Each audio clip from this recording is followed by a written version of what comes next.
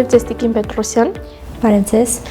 Շնորհակալ եմ, որ ընդունեցիք հրավերը եւ համաձայնեցիք հարցազրույց տալ մեզ։ Ես եմ ձեզ շնորհակալ։ Տիկին Պետրոսյան, մասնագիտության ընտրության հարցում արդյոք ձեր ընտանիքը որևէ դերակատարում ունեցել է, թե դուք ինքներդ եք որոշել, որ պետք է մի փոքր ավելի բարդ ճանապարհով անցնեք։ Սովորել եմ Երևանի պետական համալսարանում իրավագիտության ֆակուլտետում, ստացել եմ բակալավրի, ինչպես նաև իրավագիտության մագիստրոսի կոչում։ Դրանից հետո աշխատել եմ Երևան քաղաքի առաջին ատյանի ընդհանուր իրավասության դատարանում, դատավորի գործավար, այնուհետև դատավորի օգնական։ Դրանից հետո արդեն աշխատել եմ Հայաստանյան բանկերից մեկում, եղել եմ առաջատար մասնագետ ցանկության գործերով, ելի մասնագիտությամբ իրավաբան, սակայն դրանից հետո արդեն 2022 թվականին որոշում եմ կայացրել որպես քննիչ աշխատել եւ այնուհետև իմ աշխատանքային գործունեությունը 2022 թվականից մինչ օրս շարունակում եմ քննչական կոմիտեում, սկզբում նշանակվել եմ Երևան քաղաքի քննչական վարչության Աջափնյակ եւ Դավթաշեն վարչական շրջանների քննչական բաժնում քննիչ, այնուհետև ավագ քննիչ, ներկայումս գործուղված եմ Հայաստանի Հանրապետության քննչական կոմիտեի հատուկ հանձնարարություններով գլխավոր վարչության, հատուկ հանձնարարություններով գործերի քննության վարչությունում որպես ավագ քննիչ։ Ընտանիքի անդամները ինձ չեն ուղղորդել ընտրության հարցում որևէ դերակատարում չեն ունեցել, սակայն երբ ես ընտրել եմ քննիչի աշխատանքը, իրենք մշտապես ողջունել են իմ որոշումները, կանգնել են իմ կողքին եւ որևէ անգամ չեն քննադատել ու իմ որոշումները ընդունել են նորմալ ձևով, բայց չեն ուղղորդել, չեն ասել, որ պետք է գնամ ու ընտրեմ պարտադիր քննիչի մասնագիտությունը։ Դա եղել է իմ որոշումը, իմ անձնական որոշումը։ 2022 թվականից աշխատում եք որպես քննիչ։ Կնոջ համար այստեղ ինչ դժվարություններ կա։ Ինչպես արական սեռի, այնպես էլ լիքական սեռի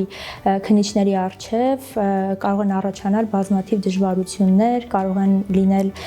բավականին շատ լարված իրավիճակներ, սակայն այդ խնդիրների լուծումը բացառապես ոչ թե կախված է սեռով, այլ այդ խնդիրների լուծումը կախված է անձի մասնագիտական գիտելիքներից, ինչպես նաև բնավորությունից, քննիչը պետք է կարողանա արագ եւ սպոնտան որոշումներ կայացնի, ինչպես նաև պատասխանատու որոշումներ կարողանա կայացնի եւ ճիշտ կողմնորոշվի եւ արդյունքում այդ առաջացած խնդիրները հնարավոր կլինի լուծել, այսինքն խնդիրների լուծումը բացառապես սեռով պայմանավորված չէ։ Այնուամենայնիվ քննչական կոմիտեում կան բավականին նրբանկատ արական սեռի ներկայացուցիչներ, ովքեր եթե տեսնում են, որ մենք ինչ-որ հարցում դժվարանում ենք, պատրաստական են մեզ օգնել եւ իրենց օգնությունը պարբերաբար առաջարկում են։ Այնուամենայնիվ կան ինչ որ առանձնահատուկ դժվարություններ, որոնց բախվում են հենց կին քննիչները, որ օրինակի տարբերություն, եթե լիներ քննիչը տղամարդ, այդ խնդիրները չէին առաջանա։ Նման խնդիրներ չկան ներկա պահին, եթե նախկինում օրինակ քաղաքացին իմանում էր, որ իր քրեական գործը քննելու է իքական սեռի ներկայացուցիչ քննիչը, մի քիչ անվստահ էր, կարծում էր, որ նույն ելքը չի ունենա, ինչ եթե արական սեռի ներկայացուցիչ քննիչը իր գործը քններ, սակայն ներկայումս պետական մարմիններում բավականին բարձր պաշտոններում, այդ թվում նաև ուժային կառույցներում զբաղեցնում են իքական սեռի ներկայացուցիչները, կանայք են բավականին նաև դերակատարում ունեն եւ հասարակությունը արդեն ընդունել է եւ համակերպվել է այս ամեն ինչի հետ, հիմնական խնդիրը մարդկանց վստահությունն էր մեր սեռի նկատմամբ, հատկապես ուժային կառույցներում, բայց ներկայումս այդ խնդիրը չկա, արդեն երբ որ քաղաքացիները գիտեն, որ իրենց քննիչը կին է, մտավախություն չունեն, անգամ գիտեն, որ կինը ավելի նվիրումով կարող է իր աշխատանքը իրականացնել։ Այնուամենայնիվ եղել են ձեր աշխատանքային պրակտիկայում, որ հարցաքննվողից կամ նրա հետ փոխկապակցված անձանցից ստանաք անձնական բնույթի սպառնալիքներ։ Երբևէ չի եղել իմ աշխատանքի ընթացքում, որ ես ստանամ որևէ սպառնալիքներ որևէ մեկի կողմից։ Առաջին հերթին դրական հարաբերություններ են ձևավորվում վարույթի մասնակիցներից յուրաքանչյուրի հետ։ Փորձում ենք կոնֆլիկտի մեջ չմտնել կողմերի հետ, ինչպես նաև հարգալից ենք վարվում նրանց հետ եւ հետեւաբար նույնը ստանում ենք, չի հասել խնդիրը երբևէ այն կետին, որ իմ հասցեին ստանամ ես որևէ սպառնալիքներ, նման բան չի եղել իմ աշխատանքային պրակտիկայում։ Իսկ այնուամենայնիվ ինչ առանձնահատկություններ կան այդ հարցաքննության ընթացքում, որ դուք պահում եք, որ դրանք պարտադիր են։ Առանձնահատկություններ առաջին հերթին պետք է շփումը չտանենք անձնական դաշտ կամ մեր անձնական որակները ի ցույց չդնենք, մենք պետք է հասկանանք, որ քննիչ եւ վարույթի մասնակից հարաբերություններ պետք է ձևավորվեն ու բոլորը պետք է մենք այնպիսի վարքագիծ դրսևորենք, որ անկախ դիտորդի մոտ ձևավորվի վստահություն եւ որևէ մեկը չկասկածի մեր անաչառության վրա, այսինքն այնպիսի հարաբերություններ ենք ձևավորում, այնպիսի վարվելակերպ ենք դրսևորում, որ կողքից որևէ մեկը չկարծի, որ ինչ որ հարաբերություն կամ անձնական կապ ունենք տվյալ հարցաքննվող անձի հետ։ Հիասթափություններ ձեր աշխատանքում հաճախ են լինում։ Չէ, երբևէ չեմ հիասթափվել իմ աշխատանքից, երբ ծանր լարված ինչ որ իրավիճակ է եղել, այդ իրավիճակը պատվով հաղթահարելուց, դժվարությունը պատվով հաղթահարելուց հետո, երբ մեկ անգամ խորը շունչ ենք քաշում, արդեն ամեն ինչ հետևում է մնում եւ չենք հասցնում որևէ բանից հիասթափվել, առավել եւս աշխատանքից, նման իրավիճակներ չեն եղել իմ կյանքում ու պրակտիկայում։ Խոսեցիք ծանր եւ լարված աշխատանքից, այ կհիշեք որևէ դեպք, որ շատ է տպավորվել ձեզ մոտ։ Կոնկրետ քրեական վարույթ չեմ կարող առանձնացնել, որովհետեւ յուրաքանչյուր քրեական վարույթի քննության ընթացքում մենք ես փորձում եմ ամբողջ հանգամանքները պարզել, խնդիրների մեջ խորանալ ու հետեւաբար յուրաքանչյուր քրեական վարույթ էլ ինձ վրա ազդեցություն ունենում է, տպավորվում է ինձ մոտ, սակայն կոնկրետ քննչական գործողության մասով հիշում եմ, որ տպավորվել է ինձ մոտ իմ առաջին առերեսումը, մտավախություն ունեի, սկզբից լարվում էի, որովհետև կողմերը բավականին կոնֆլիկտային էին եւ մինչ առերեսումը միմյանց նկատմամբ թշնամական հարաբերությունների մասին արդեն տեղյակ էի, առաջին լարված վիճակը դա եմ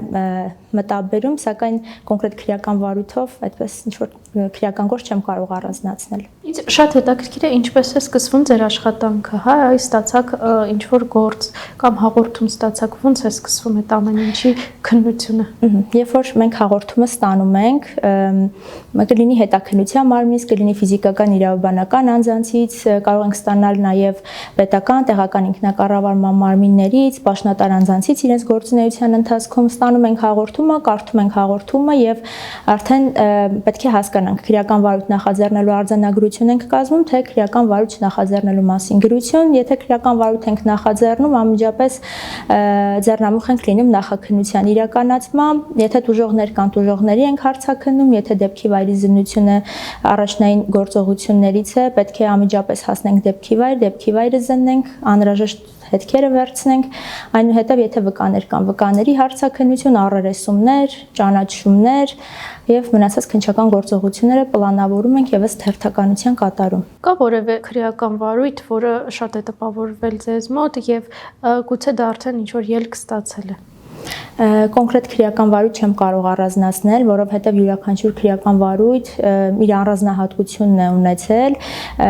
ամեն մի քրեական վարույթ ունեցել է իր հիշարժան պահերը, հիշարժան ինչ-որ քննչական գործողություն, բայց որ կոնկրետ առանձնացնեմ քրեական վարույթ չեմ կարող, քանի որ յուրաքանչյուրն էլ ինձ վրա մեծ ազդեցություն ունեցել է, առանձնացնել չեմ կարող։ Մեր հասարակությունը սովորաբար տարբեր աշխատանքներին տարբեր որակումներ է տալիս, մասնավորապես դրանք տարանջատելով, որ սա կնոջ աշխատանք է, սա բացառապես տղամարդու աշխատանք է, քննիչի աշխատանքում եղել է դեպք, երբ մտածեք, որ այնուամենայնիվ դա կնոջ համար չէ, տղամարդու աշխատանք է, քննիչի աշխատանք։ Տարիներ առաջ հասարակության մեջ նման կարծիք կար, կարծրատիպ կար, որ եթե ուժային կառույցում կին է աշխատում, հետևաբար նրա կողմից կատարած աշխատանքը որակյալ լինել չի կարող, սակայն ժամանակները փոխվում են, պետական մարմիններում բավականին կանայք են հայտնվել եւ արդեն հասարակության մեջ դա սովորական երևույթ է դարձել, երբ իրենք տեսնում են իրենց շրջապատող ուրեմն կառույցներում, պետական մարմիններում աշխատող կանանց եւ հետեւաբար արդեն նորմալ են ընդունում, ավելին գուցե ավելի շատ ցանկանան ներկայացնել, որ կանայք իրենց գործը քննեն, քանի որ ավելի համբերատար են կանայք, ավելի կարողանում են ճիշտ պլանավորել, ինչպես նաև նորմալ հարաբերություններ ձևավորել քաղաքացիների հետ, ինչպես նաև հասկանում են, որ ավելի նվիրումով են կանայք իրենց աշխատանքը կատարում, ավելի պարտաճանաչ են աշխատանքը կատարելիս, եւ եթե յուրաքանչյուր ոք ունենա ուժեղ կամք, ճիշտ պլանավորի աշխատանքը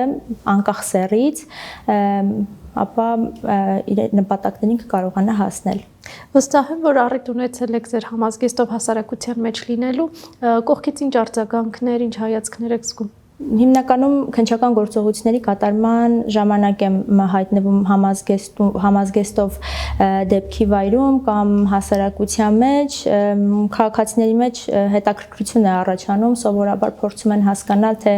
ինչ է կատարվում, հատկապես էլ երբ որ քննչական գործողությունները տեսաձայնագրառվում են, փորձում են հասկանալ, թե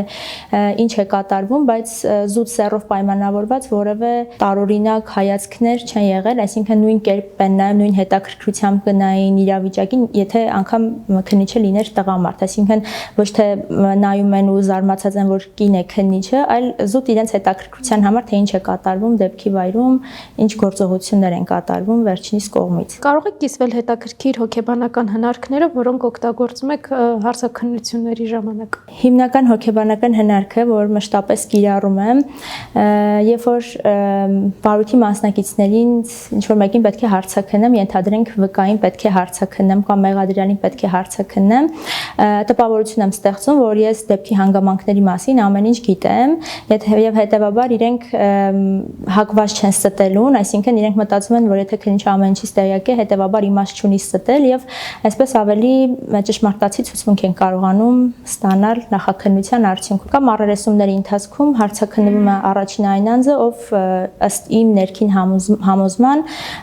առավել ճշմարտացի ցուցմունքն է տալիս եւ ով նախաքննության ընթացքում ենթադրաբար ստում է, արդեն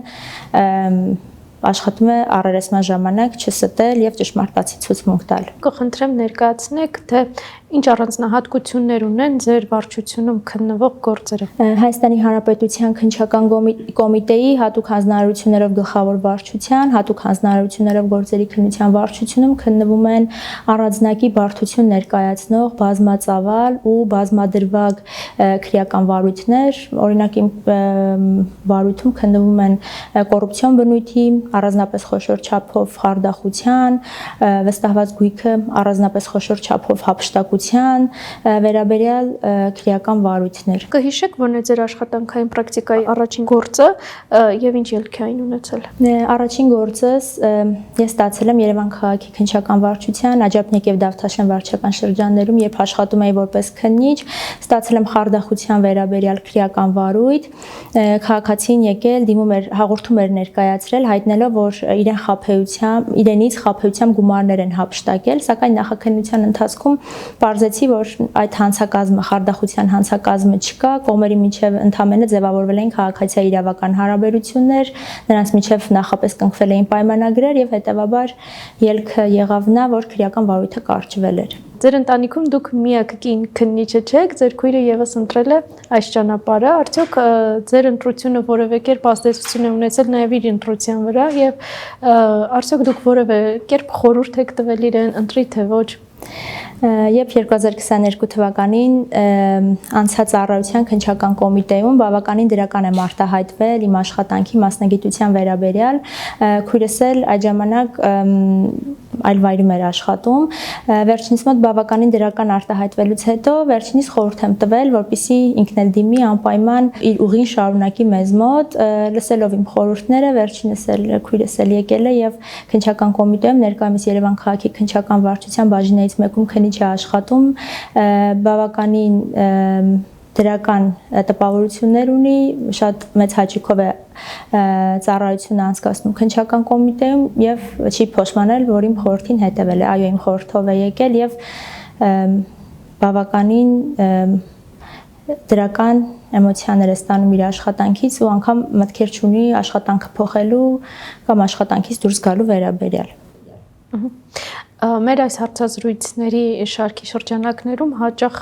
պարզվում է, որ քննիչների գեր ծանրաբեռնված աշխատանքի պատճառով նրանք հաճախ մնում են աշխատասենյակում, գիշեր են անցկացնում, շատ ուշ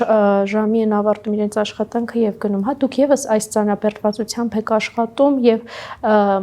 ինչ է պետք անել, որպեսզի այս խնդիրը լուծվի։ Ծառաբեռնվածությունը քննչական բաժիններում իհարկե շատ են, սակայն դրանց լուծման ուղղված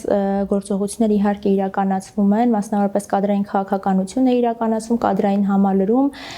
եւ բավականին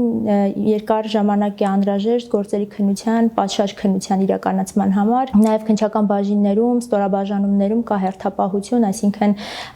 ոչ միայն ցերեկային ժամերին ենք մենք զբաղվում մեր աշխատանքով, այլ նաեւ գիշերային ժամերին, երբ որ դեպքեր են լինում, հերթապահքնիչը պետք է առաջնային հրատապ գործողություններ իրականացնի, մասնավորապես դեպքի վայրի զննություն, տուժողների ու վարույթի այլ մասնակիցների հարցաքննություն եւ գործի բնույթով է պայմանավորված այդ աշխատանքի ծանրաբեռնվածությունը, այնուամենայնիվ քննչական կոմիտեում բավականին գործու միջոցներ են ձեռնարկվել եւ ներկայումս ձեռնարկվում կադրային քաղաքականության նպատակով, ինչպես նաեւ սոցիալական երաշխիքների բարձրացմամբ ենք զբաղվում, որպեսզի այն քաղաքացիները, այն անձինք, ովքեր ունեն բարձրագույն իրավաբանական կրթություն, մասնագիտական գիտելիքներ ու համապատասխան պատշաճ որակներ, դիմեն եւ ամեն դեպքում իրենց ծառայությունը անցկացնեն քննչական կոմիտեում եւ այդ գերծանրաբեռնվածությունը այդ տարբերակով ել ավելի կթոթափվի։ Ամեն դեպքում նաև այն իգական սեռի ներկայացուցիչները, ովքեր որ ցանկանում են դիմել քննչական կոմիտե ու կարծում են, որ սեռով պայմանավորված որևէ դժվարությունների են հանդիպելու, վստահաբար ասում են, որ նման բան չկա։ Դժվարությունները սեռ չեն ճանաչում եւ եթե դժվարությունները ծառացել արական սեռի ներկայացուցիչների առջև եւ նրանք կարողացել են հաղթահարել, ապա իգական սեռի ներկայացուցիչների առջև այդ նույն դժվարությունները ծառանալու դեպքում վստահաբար նաև կհաղթահարվեն վերջիններիս կողմից, այնպես որ այն իգական սեռի ներկայացուցիչները, ովքեր երկմտում են, մտածում են գուցե տղամարդու գործը, վստահաբար ասում են, որ ոչ, կարող են դիմել եւ մեր շարքերը համալրել։ Քանի որ այս հարցազրույցը անցկացնում ենք կանանց միջազգային օրվան նվիրված թեմայով, գուցե դուք որևէ մաղթանք ունեք հայ կանանց աղջիկներին, կխնդրեմ հաղեք։ Շնորհավորում եմ բոլոր հայ կանանց, աղջիկներին, մարտի 8-ի կապակցությամբ, ցանկանում եմ, որպեսզի երբեք անկախ իրենց աշխատանքից, անկախ ոլորտից, մասնագիտությունից, իրենց կանացի հմայքը, իրենց կանացիությունը չկորցնեն, որովհետև հասարակությունում շատ դժվար իրավիճակներում մենք կարող ենք հայտնվել, բայց գուցեև հաղթահարման ուղին նաև իրենց կանացի ու գեղեցիկ հմայիչ լինելու մեջ թաքնված լինի, այսինքն եթե ուժային կառույցներում աշխատանք են անգամ կանայք իրականացնում, պետք չէ որ ավելի կոպիտ լինեն, ավելի տղամարդկային լինել, իրենք իրենց տեսակը որպես կանացի չփոխեն եւ դրանով կկարողանան ամեն ինչի հասնել։ Ցանկանում եմ, որպեսզի բոլորը երջանիկ լինեն, ինքնաբավ լինեն, զբաղվեն այն աշխատանքով, ինչը որ երազել են, ինչին որ մանկուց ցանկացել են, դրան հասնելու համար բավականին կրթվեն, լինեն աշխատասեր եւ ունենան ուժեղ կամք։ Շնորհակալ եմ զրույցի համար։ Ձեզ նույնպես շնորհակալություն։